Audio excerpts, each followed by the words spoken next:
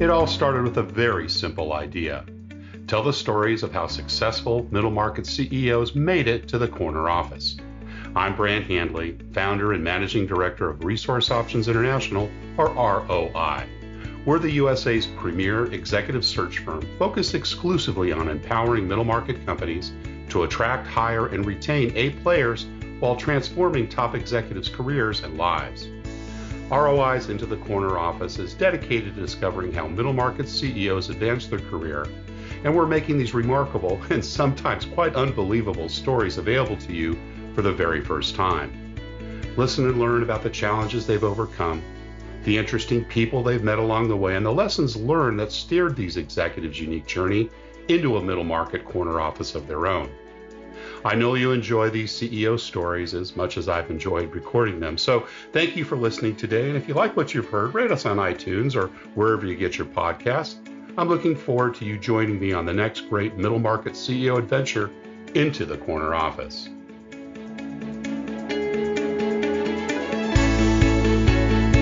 Today, my guest is Eric Rieger. Eric is the founder and CEO of WEBIT Services, an employee-owned, people-focused IT strategy, service, and support company serving organizations in 8 counties in northern Illinois through the remote workforce around the country. In addition to providing managed IT services, the SecureBit Managed Security team helps organizations identify and reduce risk, and WEBIT's upstream impact software division creates applications that help nonprofit organizations achieve their mission. Their most recent application, Pantry Easy, is an online market that helps food pantries get their goods to their clients quickly and efficiently. WEBIT's goal is to positively impact 1,200 organizations by the year 2030. Eric Rieger, welcome into the Corner Office. Thanks, Brant. I appreciate you having me on and looking forward to the conversation today. Oh, it's great. It's great. I know we had a mal-attempt a week or two back, and these things are always for a reason. I think I ended up having lots of technical difficulties that day, but you would have been the guy to call, right? So we want to hear a lot about that. You've been job security. Yeah, you've been doing this for about a quarter century, and I want to talk a lot about WEBIT Services and how you've grown over those years. But we always kind of like to start with the early years and talk a little bit about our CEO guests, where they grew up and what their early family's life was like. So tell us a little bit about that. Sure. Yeah, I've lived in the Chicago suburbs my entire life. Grew up in a town called Berwyn, Illinois, and then moved to Darien, and then eventually settled in Aurora, which is right next door to Naperville, where our office is. So the childhood years, I've been an introvert most of my life, as far as I could tell. I always had imaginary friends and a creative mind. And what did Dad do? What was his profession? Well, if you asked him, he was a transportation engineer, which is the fancy term for truck driver. Okay. He did long haul transportation for close to 50 years. Wow. And Mom, was she work from the home? She kind of on and off and managed a veterinary clinic for a little while. So a lot of animals in the house. We typically had 3 or 4 dogs at any given time. We are always taking the strays in. Fosters, yeah. Fun stuff. Brothers and sisters? No, only child. Only child. Cool. Yep. Only child syndrome. Yeah. Early on, did you have some of those engineering capabilities? I mean, were you the kid at Christmas time that always helped figure out everybody's instruction manuals and put stuff together, or did that come later in life? I was always curious about things. So I was good at taking stuff apart because I wanted to see how things worked. The aptitude to putting it back together, that my dad had that. So he would typically wind up helping me put things back together. But just the natural curiosity of taking things apart because I had to know how they worked. Right. Cool. And were you a good student in school? Yeah, for the most part, things are relative. And, from a grading standpoint, when I was in elementary, mostly A's and B's, got to high school, first year, kind of same thing. And then I just got bored with it. Probably more challenged, right? Yeah, people tell me that I was kind of ahead of the curve in some things, and I don't necessarily consider myself smarter than anybody else. It was more of a boring kind of thing. And I didn't realize I was dyslexic as well. So reading was a challenge, and we didn't have Audible back then. So, I kind of checked out a little bit. Yeah. And was that identified at a certain point in time? And did you have to get some training on that, or did the dyslexic knowledge come a lot later? It showed up later in my journey to the corner office. So that's I would have loved to have that early on, because that would have definitely made some things a little easier or a little less frustrating, I think. Sure. What about extracurricular activities? Did you enjoy sports or get into debate, music, anything like that growing up? Yeah, for me it was ice hockey. That was my chosen sport, and we didn't have a high school team, but we had a club team. So most of the people who were interested in that, we played, and we weren't very good, but it was we did get out, stayed out of trouble. Have you hung up your skates, or do you still get out there from time to time? Yeah, I played for about 30 years and hung them up about 8 to 10 years ago. Just some back issues. Doctor advised me it was not a great idea, since I'm not getting paid for it, to continue playing. Put your body through such misery, right? Exactly. I love it. What about entrepreneurial things? Were you involved in that at all growing up? Actually, I got my start in that in high school. A friend of mine and I, we kind of got the bug, and we would go to this distribution warehouse thing in Chicago, and we'd buy a bunch of just goofy like toy items and things like that, and we'd sell them during lunch and study breaks. And that just kind of started the bug from there. Yeah. And so what kind of things were those? They were just the stuff you get at like flea market sales and so forth? Or yeah, just imagine like a gigantic dollar store warehouse with like little plastic tchotchkes and toys and things like that. One of the ones that we really probably a mistake in hindsight, there were these little toy wind-up robots, and for all of a sudden everybody's got them, and they're wandering the halls, and people are like, where are those coming from? And it's like, busted. I love it. What did you use that extra spending money for? Well, again, being in high school, just getting your driver's license, we would just go out to eat. It was like, hey, we got spending money, so a dollar in, a dollar out. So lunch off campus. Let's go. Yeah, didn't have the financial background that I do now. So I love it. So you went on to college. You mentioned you did some undergraduate or rather some associate's degree before. Where did you go to college? I went to 4 different colleges locally here. My journey was kind of in a broken pattern. Didn't really understand what I wanted to do, but I started at Triton, and I was going for advertising and art. And then I went to Morton for photography, and then I wound up getting my degree in materials management from Harper College, which is in Palatine, Illinois. And then I also did some time at College of DuPage in accounting. So I'm all over the place, and I use a little bit of everything. Background there. Nothing in technology, though. That's the funny thing. Nothing in technology. Yeah. So tell us about that journey. Tell us about some of those choices you made. Yeah. So the interesting thing is I was trying to figure out my place in life in that journey. And I took a job I should step back. I took a job. I was working in a warehouse. That's kind of where I got my degree for, is to manage the warehouse. But during that time, I was always fixing all the computer systems. This was way back in the early days.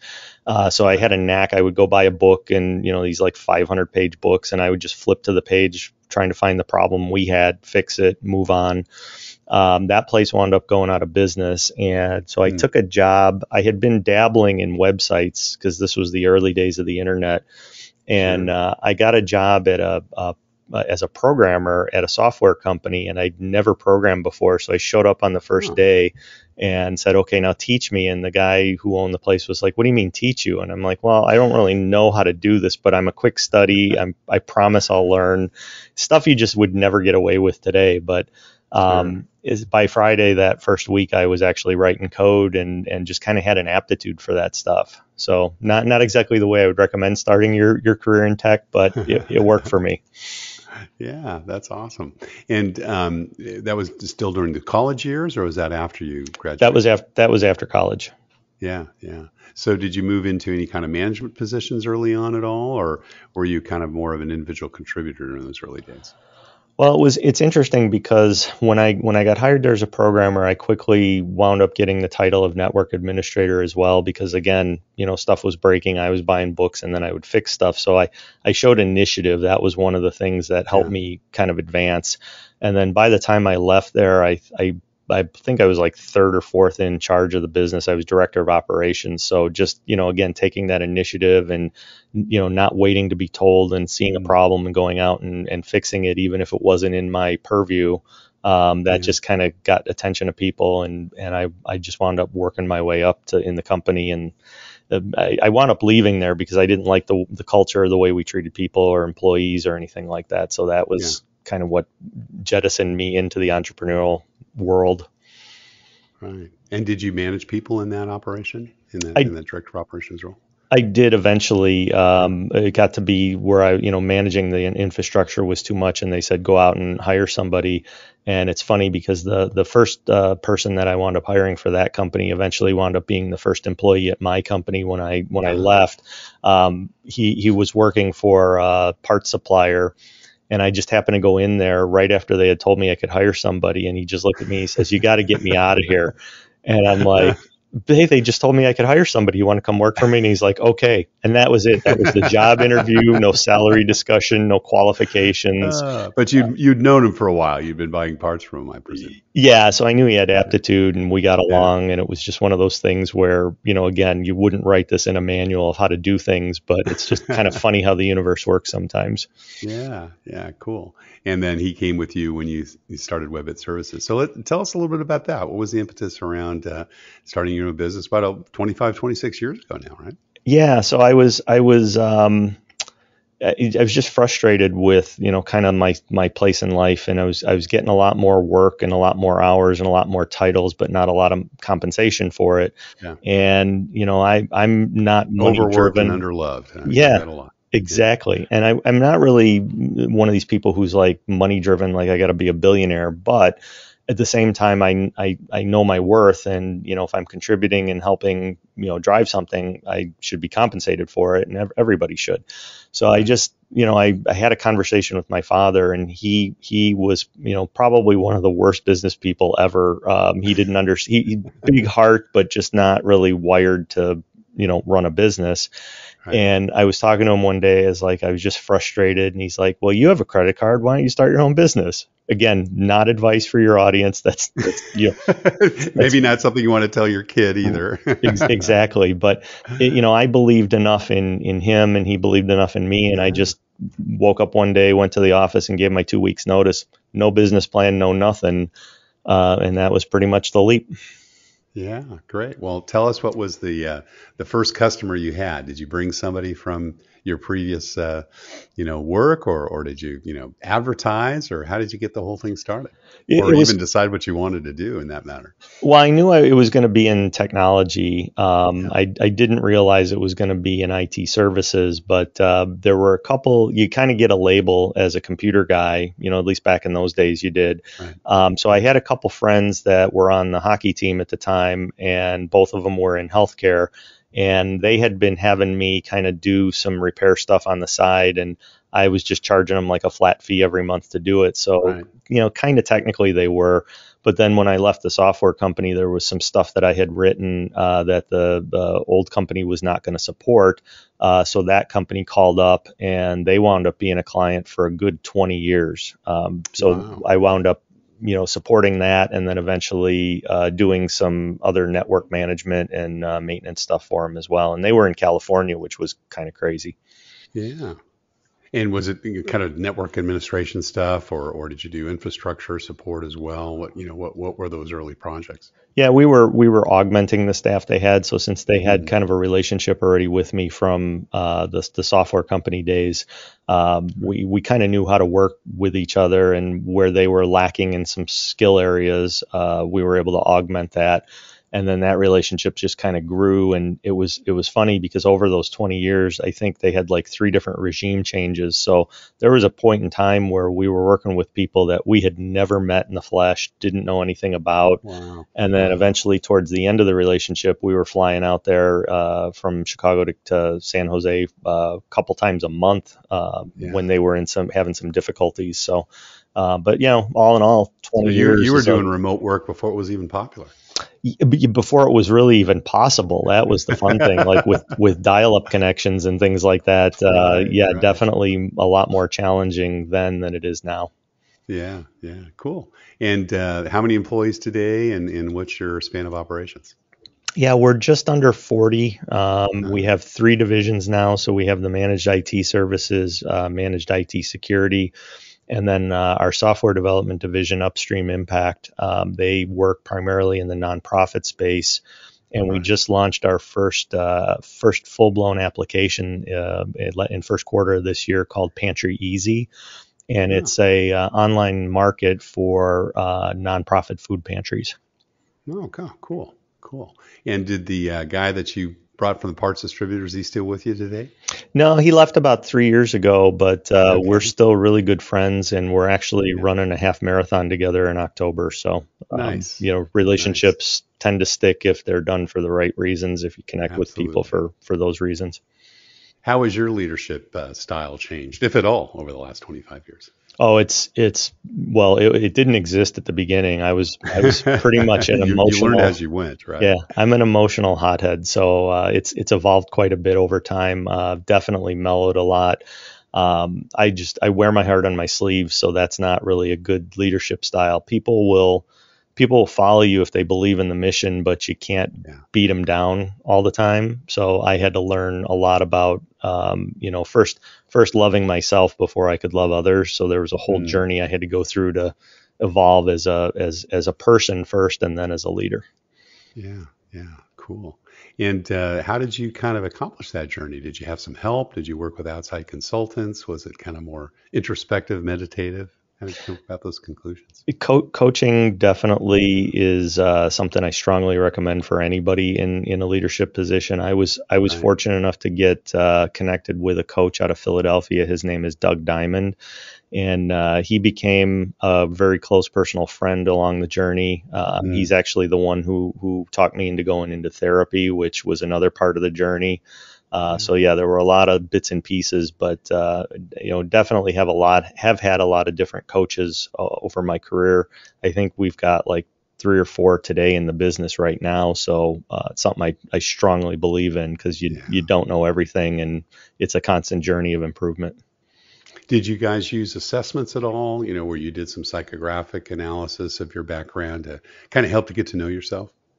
I've done all those, like the DISC and Myers-Briggs and all that stuff, and it definitely has evolved a bit over the year. But I'm definitely an introvert. My sales is my role here now, so I love the big picture, the visionary stuff, building the relationships, the detail stuff, the day to day, not so much. That's if you want a process put together or some sort of structure, that's really not my thing. Yeah. Well, you mentioned some outside coaches. Were there any mentors that helped you along the way? And so tell us a little bit about those relationships. Well, first and foremost, my dad was a really huge part. Fortunately, he passed away in 2013, so he hasn't seen a lot of the fruits of the labor. But he's like the first person, who got me to believe in myself. That was a big thing. If you don't believe in yourself, it's pretty hard to make any kind of contribution anywhere else. Right. Yeah, and then some of the people, like I mentioned, Doug. I consider him more than a coach, because he took a personal interest in that. We work with we practice EOS, which is based on the book Traction. We have a Traction, an EOS coach, and he's taken a personal interest in the business. So consider him a close personal friend. And there's been a lot of people, but it all kind of started with my dad. That's awesome. Do you do regular L10 meetings with your team? Oh yeah. We have leadership, departmental. There's L10s going on pretty much every day here. I would gather at this point. Wow, cool. Excellent. Yeah, we work with a couple of clients that have embraced EOS, and it really makes a huge difference. What kind of an impact has that? First of all, how long have you been doing EOS, and what kind of an impact do you think that's had on the organization? Yeah, so the person who's our president now, Paul Armstrong, he came in from an organization probably twice our size at the time he came over, and that was about 3 years ago. Well, a little more, maybe 3.5 at this point. And he wanted to bring EOS right away, and I resisted at first. A lot of change, a lot of new ideas, and when you're the founder, it's sometimes those things are hard to accept. Right. And traction for me, as as a dyslexic and a visionary, that reads more like a user manual, so it didn't really resonate. But they have another book called Get a Grip in the series, and that's more of a fable. And when you tell me a story and I can connect the dots and see how it was applied in a story principle, that's when it really kind of started hitting me the difference between him and I. He's a full-on integrator, so the day-to-day stuff and the trains on time, like that's his thing. So it took us about a year to get on the same page for that, and then we did self-implement a little bit, and then realized like, hey, if we're going to go all in on this, we need a coach and we need somebody to really help us stick to the format. And that's about a year and a half ago is when all the big impact really started happening with that. Got it. And what were some of those things that changed? Well, first and foremost, the relationship between him and I, in terms of what our contributions are, holding each other accountable, getting the accountability in the organization, but just being on the same page. Because as a visionary, I tend to come in with 30 crazy ideas a day, and he can handle that. But again, trying to keep the rest of the team engaged and focused. That's not a visionary thing. So I would drive people crazy here. So getting my crazy box, really, having a place to put those ideas, because you don't want to change the visionary. Like, you still want to allow that creativity. But once we did that, and then started rolling out the level 10s to the departments, and really just starting to give people a kind of a clearer picture of where we're going. And we did all this while we were becoming employee owned too, which, lot of irons in the fire. So, just trying to stay focused on the most important things that will help move the needle. Yeah, awesome. So tell us about the employee owned direction. I know we spoke about that when we had our first call about a month or so ago. What was kind of your inspiration around forming an ESOP? Yeah, so I've been part of a lot of peer groups over the years, and even early on, one of the first things they tell you or they ask you is to start thinking about an exit strategy. And when you're in your 20s and 30s, like, exit strategy is so far off. Like, I'm trying to pay the bills, much less think about retiring. So I just kind of put it in the back of my head and just ignored that for a while. And then as the business started to mature, I started to realize that, there will come a time where I either can't or won't want to do this. And, it's not fair to the people who have helped build this. So, like, what does that look like? And prior to 2016, I hadn't heard of open book management, and Doug got me involved, read the book. And the natural path for companies that open their books and teach financial literacy, a percentage of them wind up becoming employee owned, because it's just kind of a natural progression. And I couldn't envision selling my business to private equity or venture capital, which is what a lot of my peers have done. And, the choice is different for everybody. It's just my personal values. It's like, there's so many people, I see the hard work they put in every day. And it's like, it felt to me, and again, this is just personal, this is how I'm wired, it felt dirty to take a giant bag of money on the back of somebody else's labor. Yeah, not so aligned. and that's just that just became a natural path for me to, that's how you share it. And as we got more involved in this, there's just such an income inequality gap in the United States, and I'm like, well, this is a good way to make a small dent in that. Because now you have upwards of 40 people, and as we grow even more, we'll start to share and participate. It's a little ripple, in an ocean, but you have to start somewhere. And the goal is to really become like a beacon for other organizations. We have some clients that are interested in this. We actually have a client who is an ESOP. So just trying to change the conversation over the next generation. So has it been an increasing percentage over time, or did you guys start with, it's a 55, 45 split, or how have you kind of managed that ownership structure? Yeah, right now the first tranche we did was 30%, and part of the reason was I'm not going anywhere, so it wasn't a liquidity event or anything like that. Right. I seller financed it so that we still maintain control in case there's any challenges that pop up in the business or an opportunity where we need to divert cash somewhere else. Those are important things to consider, because you can sink the ship if you take on too much of a debt load too quickly and the business is in a position to pay it back. So 30% was the first tranche, and then we're trying to figure out what the next 70 will look like. Go beyond there. Great.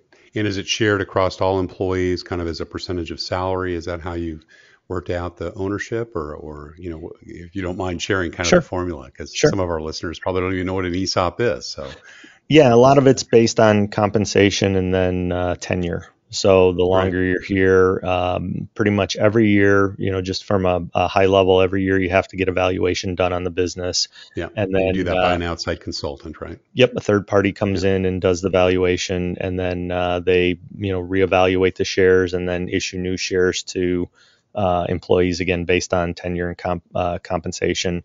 And then you have to be here a total of 6 years to be 100% vested. So got it. By your second year, you're 20%, 40%, 60, 80, and then 100. Yeah, awesome. And this has been about 5-6 years in place. Did you say you started in 15? Well, we started investigating it in 2016, and we actually launched it this year. So this is technically the first year of the ESOP, but we put a lot of research into it. Right. And have you done a distribution yet to any of the employees, or you haven't hit that first year yet? The share issue will be done December 31st. We'll close the books on the first year of it, and then shares will be issued shortly thereafter in the first quarter. Yeah, cool. Is there some anticipation among the staff, and how was it received when you communicated this is what you were doing? It's interesting because it's kind of a mixed bag. So the employees who have been here for a longer time and have heard the talk for a while, I think some of them were surprised we finally got there because we'd been talking about it so long. Right. We just recently had like an hour and a half session with our ESOP advisor and kind of went into the details of this. So I think it became a little clearer for everybody.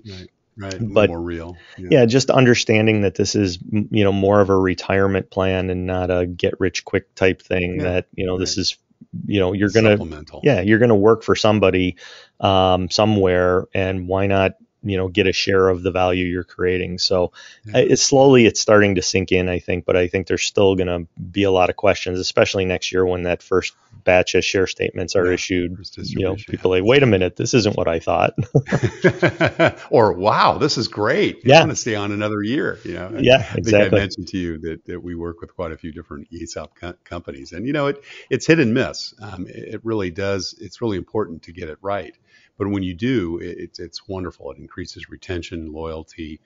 People really do have that level of ownership, and they show that. I've seen it, in the clients we've worked with. So best of luck with that. We'll have to have a follow-up podcast, Eric, and hear about it in 5 years from now. So let's book it and make sure we got it on the calendar.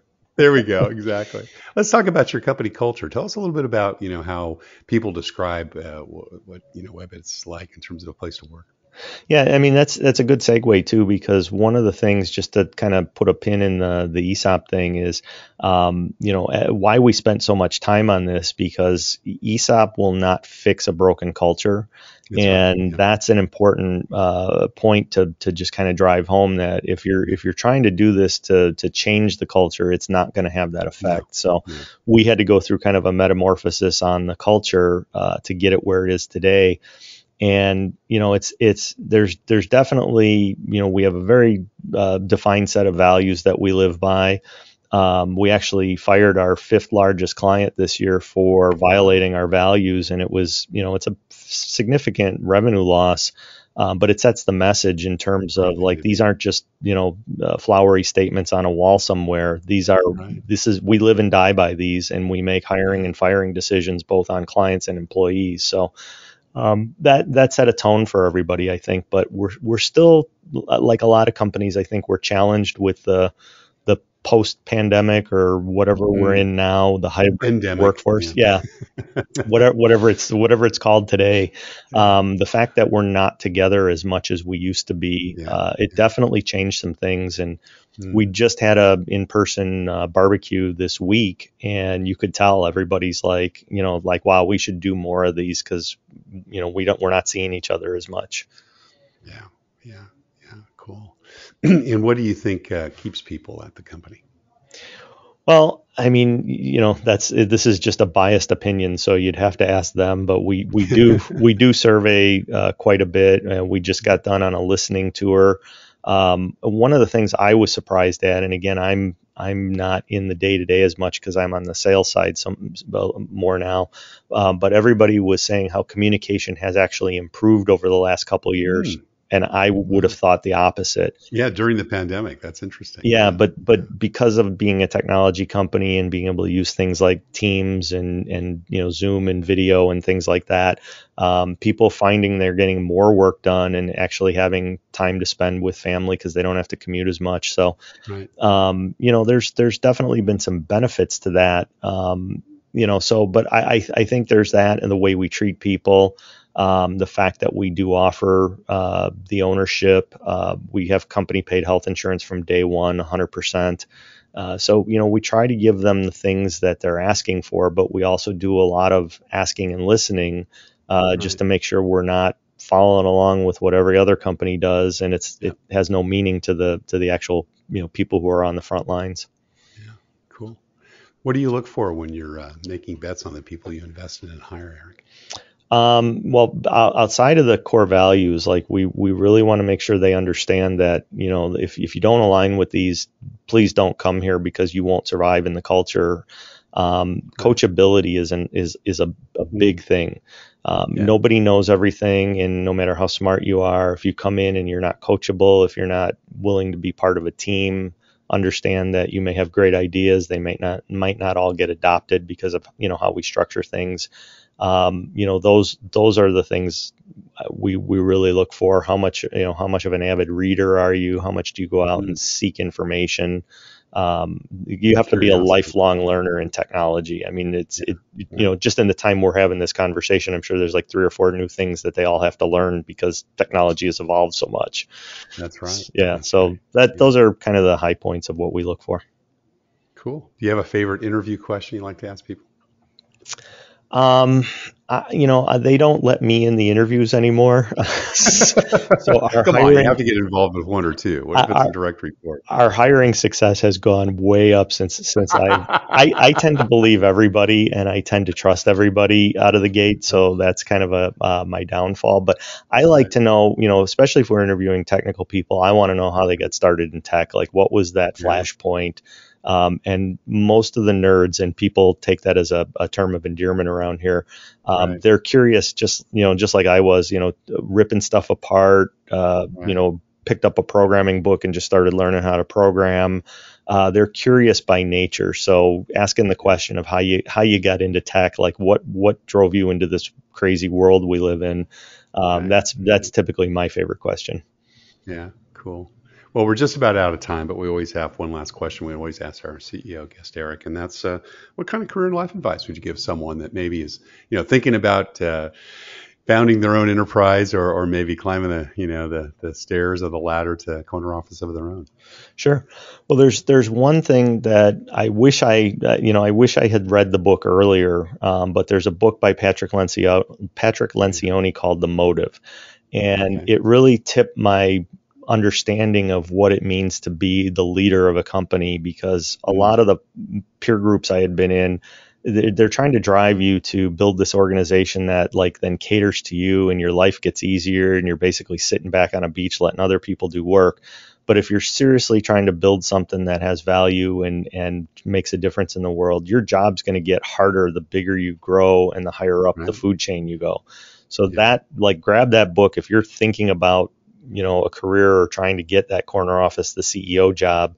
Read that book and see how it resonates with you before you make that leap, because if you do it right, it's not going to be easy. Yeah. He's got another great one too. Is it the 5 functions of dysfunctional teams or something Yeah, like the that? five dysfunctions of a team. Five dysfunctions of a team. We've lived all that here. So yeah, every book he's written, because he writes in the style that I like. He writes fables. Yeah. So it's not an Fables, instruction right. manual. It's not a program. It's not anything else. He writes stories, but they are so believable and they hit home. And it's like, when I read that, it was like, oh crap, I've been thinking about this the whole wrong way. I'm at the bottom of the pyramid, and it's going to get a lot tougher. So your mental aspects of it have to change as well. Wonderful. Well, Eric Rieger, CEO of WEBIT Services, thank you so much for sharing your journey into the corner office. My pleasure, Brant. Thanks for having me on. Thank you for listening to Into the Corner Office with Brant Hanley. We hope you enjoyed hearing our guest CEO story as much as we did. If you want to hear more CEOs reveal their journey into the corner office, please subscribe via iTunes and tell your friends and colleagues. For more information about Brant, Resource Options International, and the mighty middle market, visit www.goforroi.com. We look forward to having you join us for our next episode.